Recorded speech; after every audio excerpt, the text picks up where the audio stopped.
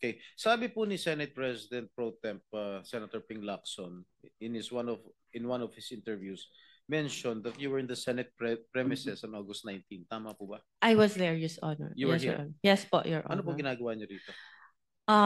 I was invited to do an ocular of the supposed project po na dapat gagawin ko po sa office ng isa pong senator. Sino po? Uh, Pwede ba malaman kung Your Honor, if I may, it was already stated in the affidavit po that I have submitted, and with due respect, sana po not to name na lang po the good senator because he's not really involved naman po in Yes, any I know. of. I would suggest that Ms. Jose or Mrs. Jose should identify kung kaninong office siya nagpunta. Okay, Senator Erwin Tulfo po. Thank you, Mr. Chair. Before I proceed, I would like to ask for a consideration from the chairman, from the Senate President, and from all our colleagues that to give us additional minutes since I was. How many minutes are you asking? Together with Senator Joel Villanueva, was directly accused by a certain Assistant District Engineer Bryce Hernandez. How many minutes more are you? 10 to 15 minutes more if possible. I leave it to the members. Is there an objection to the request? 10 to 15 minutes more. 10 minutes. Kung may objection, total of 10. Excluding 10 my, minutes. Kung excluding wala my po opening, objection, excluding my hindi opening na po, statement. isama nyo na yung opening statement. 15 Baka minutes napakahaba eh. So 10 minutes. You're given 10 minutes Thank with you. the permission of the other members. Thank you, Mr. Chair. Thank you, my colleagues. Magandang umaga po, Mr. Chair, sa ating mga kagalang-galang miyembro ng Blue Ribbon Committee at sa ating mga panawin. Nandito po ako sa pagdinig ngayon ng komite para ipagpatuloy ang aking tungkulin bilang isang mambabatas at upang lumahok sa patuloy na pagdiskubre sa katotohanan sa likod ng malalang anomalya sa public works at infrastructure sa ating bansa. Sa gitna ng investigasyon ito ay ang nasabing anomalya tungkol sa flood control projects at di umano'y partisipasyon o sa buwatan ng DPWH at iba pang mga opisyal na gobyerno, private contractors at miyembro ng Kongreso na isang malawakang pagnanakaw sa kaban ng bayan. Malinaw po na dahil sa ating pagsiwalat sa mga anomalyang ito, sa kasamang palad tayo ay naging target ng hindi makatarungang atake, kahihiyan at mga bagay na purong kasinungalingan lamang. At ito ay dahil lamang sa mga paratang na isang witness, si former Assistant District Engineer Bryce Erickson Hernandez, na siya rin kilala bilang Marvin Santos de Guzman sa mga kasino kung saan siya nagsugal at naglustay ng pera ng bayan na nagkakahalaga ng daang milyong piso. Ginawa niya lahat na ito habang pinupuno niya ang kanyang sariling bulsa at pinupundahan ang kanyang marayang pamumuhay. Alam kong kahit paano ay makaka-relate po kayo sa sitwasyon nito, Ginoong Tagapangulo, dahil kayo rin po mismo ay nakaranas na maging target way back in 2001 when a certain Ador Mawanay who was masquerading as a whistleblower ay tila nilin lang ang publiko sa kanyang maligaw at maling pahayag. Sa isang kakaibang pagbago ng kapalaran, this representation na masigasig na naghahanap at naglalantad ng katotohanan tungkol sa mga anomalyang ito ay naging puntirya ng mga kasinungalingan. Ako po ay inaakusuhan ng isang taong nahaharap mismo sa mabibigat na aligasyon. Someone whose testimony is riddled with inconsistencies and denials which cast serious doubts about his credibility. Nandito ako ngayon para harapin ang nag-aakusa sa akin at hamunin siya na ulitin at patunayan sa harap nitong Blue Ribbon Committee at sa harapan ko lahat ng kasinungalingan ng binitawan niya under oath sa House Tricom Committee hearing. Sa huling pagdinig ng Blue Ribbon na nangyari isang araw bago ang pagdinig ng Tricom, I moved to cite him in contempt. This committee, finding him indeed to be lying under oath, ordered his detention. Nandito rin ako ngayon para ipakita sa lahat ng naniniwala sa kasinungalingan ni Bryce Hernandez na talagang walang katotohanan o basihan ang kanyang di umano'y takot na may balik sa Senado. I have been a member of this institution and I have participated in many controversial investigations for so many years. Gayunpaman, wala makapagsabi na ang Senado, sino man sa mga miyembro nito, past or present, ay pinahintulutan ng sino mang witness under its watch maging threatened, intimidated, influenced o di kaya exposed sa kahit anong pisikal na panganib. I will leave for now to the chairman and other members of this committee the task of probing deeper into the credibility of Bryce Hernandez, if he still has any. His accusations against this representation and Senator Joel Villanueva and other falsehoods he dared to spread under oath into the records of the House of Representatives, yet suspiciously withheld from this committee. I do this to give Bryce Hernandez all the leeway to hang himself with his chain of lies, and so as not to burden this committee with my being among his or his handlers' targets. Hindi man natin mapapaamin ang mga taong sadyang sinungaling, na kahit harap-harapan mo silang kumprontahin, ay magsisinungaling pa rin. Naniniwala ako na mapapalabas din natin ang katotohanan. Ang katotohanan nagkamal ng pondo mula sa kaban ng bayan, ang makatulad ni Bryce Hernandez na walang pakialam sa pagkakalugmok ng ating mga kababayan sa pinsalang dulot ng baha at kalamidad.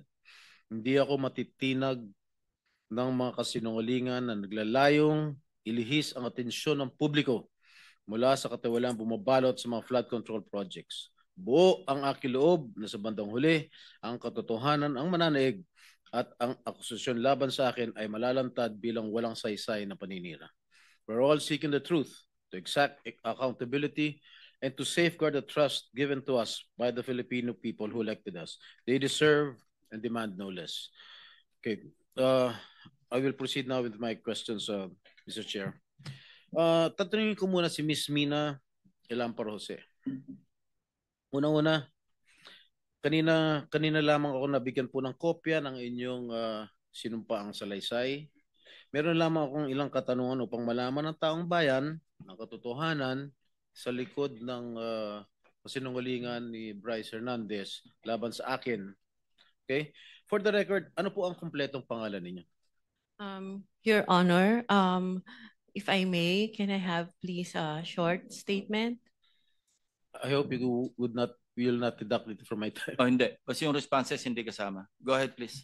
Yes, Your Honor. Yes, I am Mina Jose, and I am appearing before this committee in my capacity, in my personal capacity, and as a representative of WJ Construction.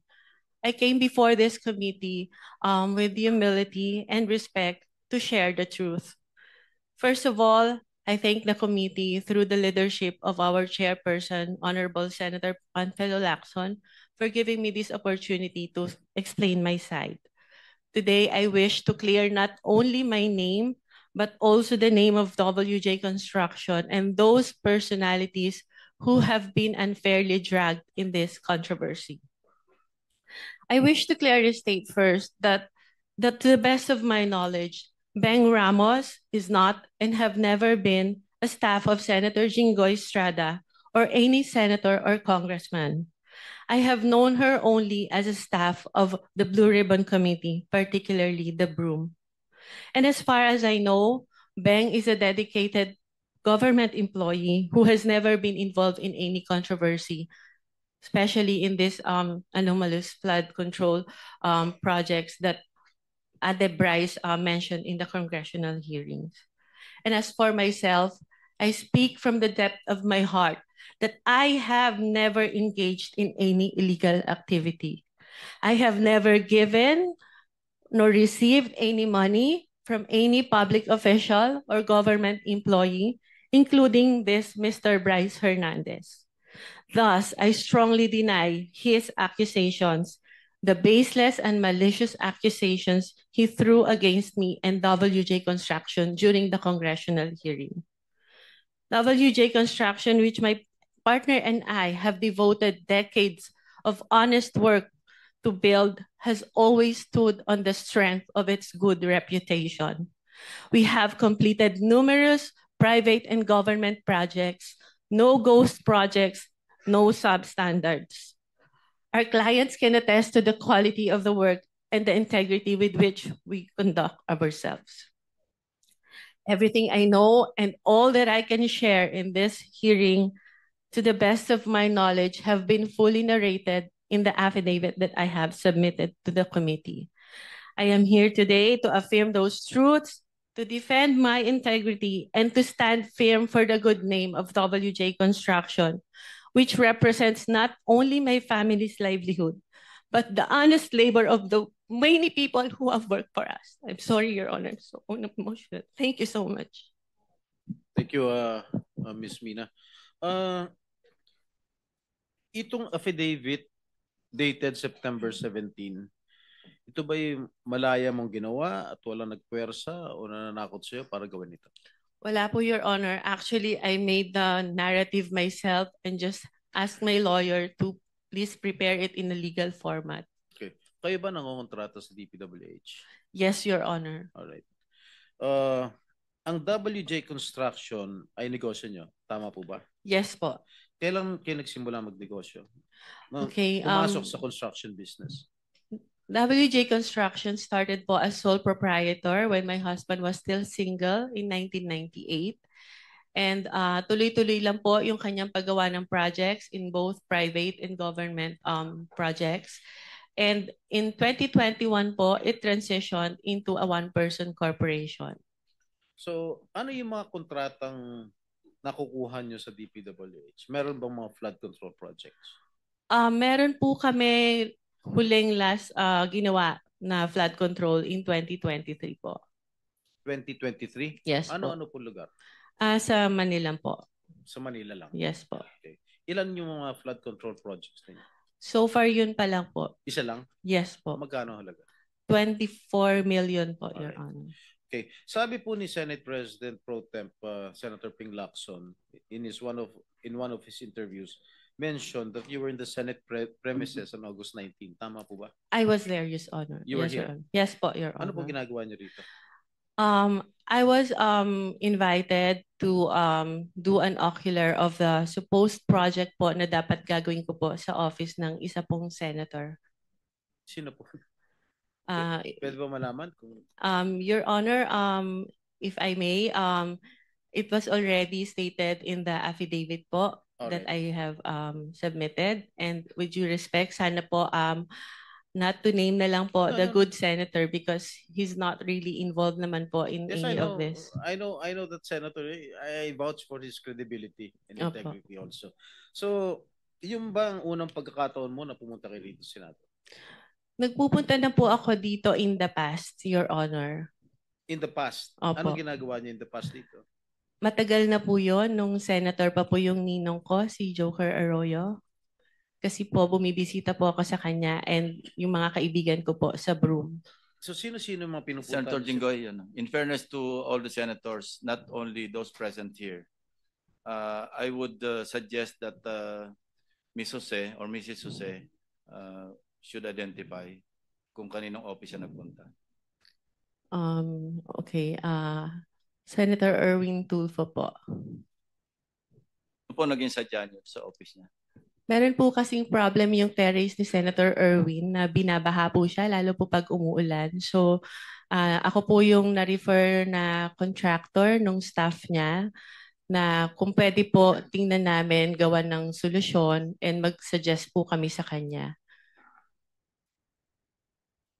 Yes, Mr. Chair. With the permission of Senator Estrada. With the permission of His Senator. name has been mentioned. I think we owe it to him. No? Mr. Chair, the only time that I learned of the Double J construction was through a staff of mine na recommended me this group to fix my veranda on the 5th floor, Mr. Chair. But when upon learning her name was mentioned by Engineer Bryce, we immediately requested to cancel all contracts with WJ, where I specifically ordered to terminate our office refurbishment project with WJ. And also, that was on September 9, Mr. Chair. And then on September 11, I issued another memo asking for an incident report to all concerned employees, specifically the friend of the Double J Construction, Mina Jose. And on September 18th, I passed an internal policy for gate pass and visitors pass requests na wala po muna kami tatanggapin ng mga bisita because of that. Mr. Chair, this representation is willing to submit all the documents. The memo stated dated September 9, memo September 11, memo on September 18. And of course, the drawing submitted by Ms. Mina Jose for the refurbishment of my veranda on the 5th floor. Also, some contracts we're willing to submit for in this committee, Mr. Chair. Thank you. Mrs. Jose, meron pong sinabit sa aming opisina yung Director General, CCTV footage. So gusto ko lang malaman din para sa kaalaman ng lahat